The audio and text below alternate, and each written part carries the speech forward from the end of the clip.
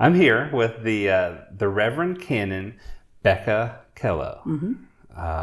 It's a mouthful. Yes. Lots of sounds. Yeah. So what is a canon? Let's start right there. Yeah, a canon is simply a title for a priest who works directly under the purview of a bishop. So similar to a rector or a priest in charge, rather than working for a church, a canon works directly under the bishop's purview or in the bishop's office. So I'm not tied necessarily to one specific church. Okay, that makes sense. And you're also the reverend, so you're ordained, you're a priest, is that correct? Yep, I've been a priest for just about 8 years. Okay. Mm-hmm. What did you do before this job? Before I came to the Diocese of Lexington, I was in the Diocese of Lexington. I came here in February. And then before that, I was in Bowling Green, Kentucky, in the Diocese of Kentucky. And I was an associate rector and campus minister there. So not too far. No, covering all of the state. Yeah. Yeah. And then so the real question I want to ask, what is a Canon Missioner? Yeah. Yes, it's one of the questions I get asked everywhere I go because I try to make sure no one feels silly asking because I have no idea. Yeah. So I always start with the title canon. So you got that. Yep. Canon is just a priest who works directly for the bishop. Missioner means my job is to be about the mission of the diocese and the church. And so that's, evangelism, creating engaged disciples, and living out God's kingdom and call to this life in our region that we live and pray. And the metaphor that I use is silly putty. Okay. And I use it because I'm a big metaphor person. But silly putty kind of has this capacity to have its own shape, but it can take on whatever it needs to. So there's certain aspects of my job that are sort of standard, sort of buckets under my umbrella. But then also it can just kind of take on whatever shape it needs to. Yeah. And then the other thing, I get to sort of bop around and build relationships all across. My goal is to be able to visit all the faith communities in the diocese. I've seen on Facebook you've been everywhere already. It seems like, and you've only been in a couple of months. Not everywhere, but tried to hit at least the corners. I haven't been all the way to Middlesbrough yet. Okay. But definitely it's my goal. We have we're really kind of a small diocese, but because of the uniqueness of the Commonwealth of Kentucky, it's a lot. The mountains. It's a lot of people. Yeah. It's a lot of people. It's a lot of expressions of Christianity and a lot of expressions of being an Episcopalian. And so, if you go up to northern Ohio or northern Kentucky, it feels very Ohio, Midwestern. We joke that northern Kentucky is its own state, or at least wants to be its own state. Yeah. And so we have, 3 or 4 churches in that region. I'm sort of getting my handle on how people think about the regions over here. But, we've got in the mountains and you've got, the South, we've got Lexington. It's definitely, there's this vast expanse of Kentuckians and Episcopalians, and there's not a lot that these people have in common other than those 2 things. Yeah. And that's really beautiful. Yeah. And so part of my job is to build those connections and those relationships, to sort of build a relationship with folks, who live 3 to 4 hours away, but I'm able to say, you have this passion for prison ministry or podcasting. Yeah. I mean, or whatever it may be. And you have the time to go around to different locations and see that, whereas I might be in my own parish. Right, exactly. 40, 50 weeks a year. Yeah. Right. And, the gift of the Episcopal Church is that we have each other, is that we're not constrained to this sort of isolationist sort of understanding. And so my job is a little bit to just remind us that we are Episcopalians. Yeah. Makes sense. Let me ask you this question. I'm curious about both sides of it. We'll start with the negative, but what are some challenges you've seen facing the diocese or the Episcopal Church or congregations, and then we'll end with what you're excited about. But what are the challenges that you've noticed so far? Well, I probably will go a little bit bigger than the diocese because I'm still learning the diocese. But I think one of the challenges that I see facing people of faith, I will say, is and I think Episcopalians, and you can sort of zoom in, Episcopalians, diocese, churches,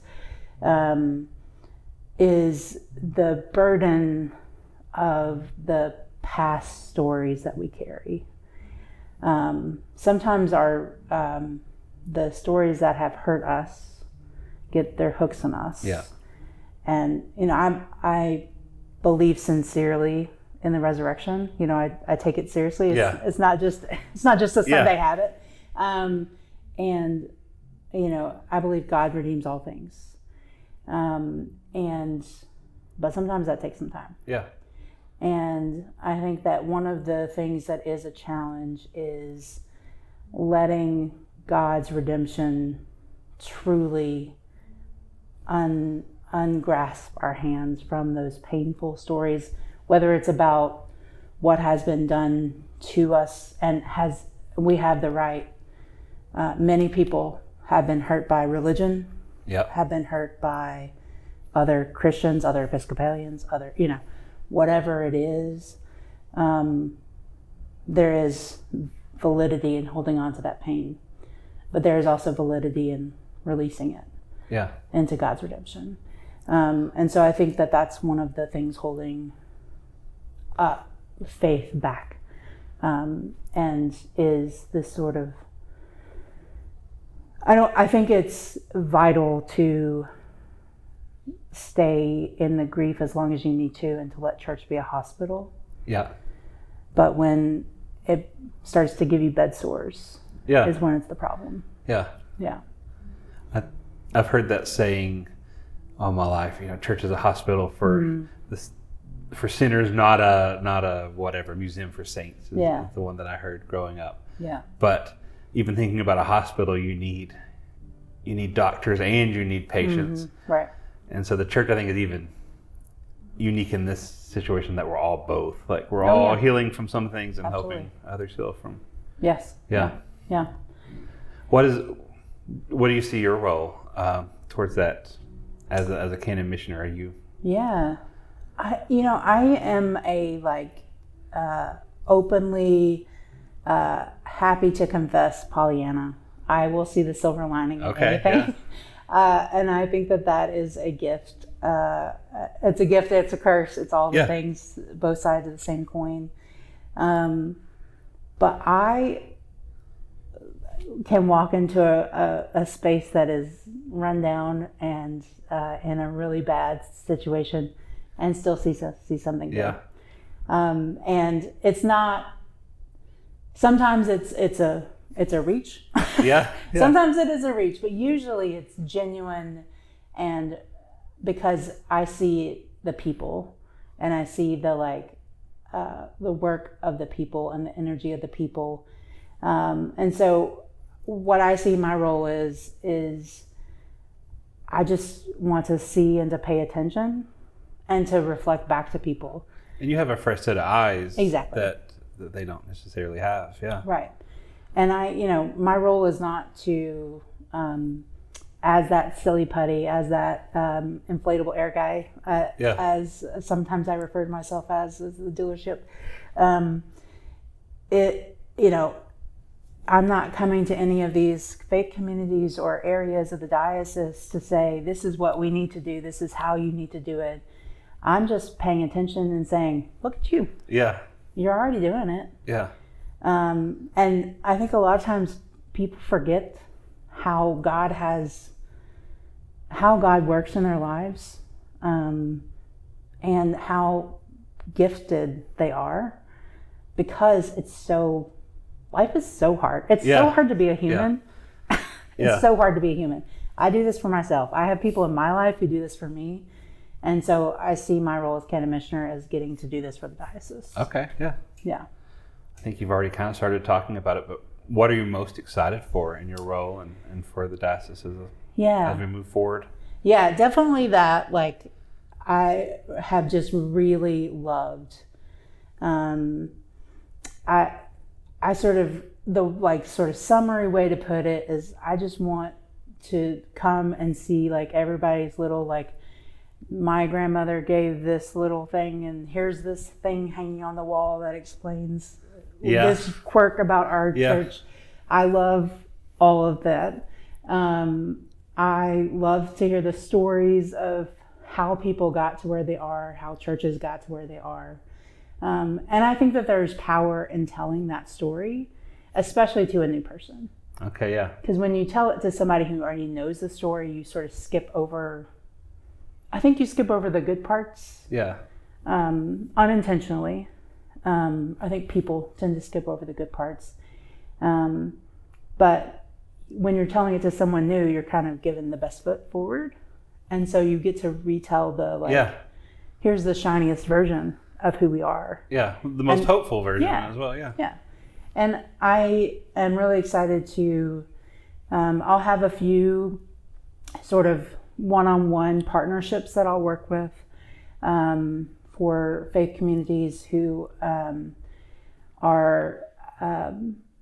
who have engaged in relationship, who are interested in it, and getting to do some visioning and imagining work of that storytelling, and I'm really excited about that.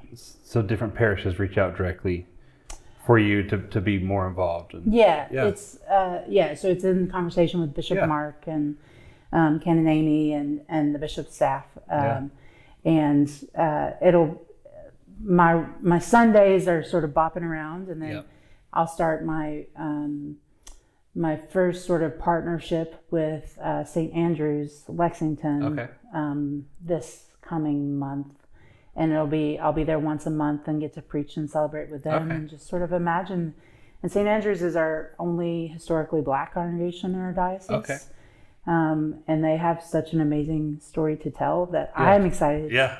I feel very privileged to get to sit at their feet to listen to their stories and to just pay attention to what God is doing. Yeah. And help them to discern what is God doing in their community. Yeah. So can you tell me some of the things you're excited about that you're working on for the diocese? Yeah, I've got lots of things going on right now. Things like I'm leading a pilgrimage to Montgomery, Alabama in October. So we're beginning to plan that to the Equal Justice Museums. I don't know if you've heard of them or seen them. I've never been, but I've seen it. It is. I don't know that I fully understood the cross and the crucifixion until I saw them. So until I read James Cone's book about lynching. So it's a very transformative place. So that'll be in October. And that's going to be open to anyone in the parish? Yes, anybody in the diocese. And then I am trying to gather up a coalition of people from around the diocese. My spiderweb building is trying to get a group of people who are interested in traveling around the diocese to what I call sharing pride. So, for example, I'll be at Harlan's Pride on June 14th because they have people they want to have a booth at their pride. The people who man that booth are also representing other organizations at their very small pride. And so they need people. So if you are, interested in traveling around the diocese, interested in sharing Dio-Lex pride, I'm trying to gather up people who have some Saturdays free. But so those are sort of two big things I've got going right now. I can ask you one more question and then we'll wrap it up. So I grew up in a Baptist background, and it seems like a lot of people that grew up more evangelical are looking for something different, and a lot of them are finding the Episcopal Church, or at least I did. Do you see that across the diocese? Yeah, so I also grew up evangelical. I grew up Churches of Christ, the conservative one, not the liberal one. The no music. No music, no women in no ministry. instruments, no instruments, no clapping, no nothing. I think that there's a real witness to, again, God's redemption. I my own faith journey, I took a real, I went up and down a mountain and into a valley. And my sort of long journey of faith was crucial.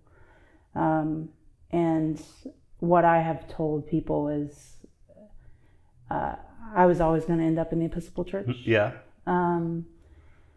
But I think it is a real witness to being, taking seriously Scripture and baptism, and that we are not Christians in a nominal way. Right. That I am personally not interested in a Christianity out of convenience. There's a lot more. To me, it would be a lot easier to not be Christian. If I didn't take it seriously. If I wasn't so convicted about these beliefs, I wouldn't be Christian. Right. I feel. Go ahead. I was gonna say, I feel like maybe one of the critiques that mainline churches get is in the past it was kind of the default. That was the way to be a nominal Christian, was to go to one of the big churches on Main Street that had always existed. And I kind of feel like what I've seen in the Episcopal Church, even that is shifting. Like it's a much broader, vibrant community of a more diverse community of people that have grown up Episcopalian, new people, people that are not sure what they believe, but are looking. And I think that has a lot to do with our people like us. One of the things that I often has been reflected to me from my preaching is my biblical literacy, which comes from my heritage. And I really had to wrestle with that. I preach more about St. Paul than I ever thought I would. And it's a hard one love, because St. Paul was used to silence me and oppress me for a long time. But I grew to love St. Paul and Paul's writings. Because it's not St. Paul's writings that rightly oppressed me. It was the way in which they were used. I think that there's a real a gift. Everything is fluid and flows, and so I think that we certainly shouldn't. Episcopal Church certainly shouldn't get on a high horse about that. But I do think that part of one of the gifts that we evangelicals offer is that we bring a biblical literacy, whether or not we wanted it. I mean, I did Bible Bowl. I don't like Bible quiz or Bible drills where you had to flip it. I did that too. We had a very one-legged stool versus the three-legged Episcopal stool, but we had one good strong leg, I guess. And now we're building on that. Adding the other legs on. It's never too late. And so I think that really adds quite a bit. To the Episcopal Church, and it adds to the fullness of the life of the church. I'm very excited about the future of the church and the future of the diocese. Excited that you're a part of it and what you're working on. All right. Thank you. Thank you. Yeah.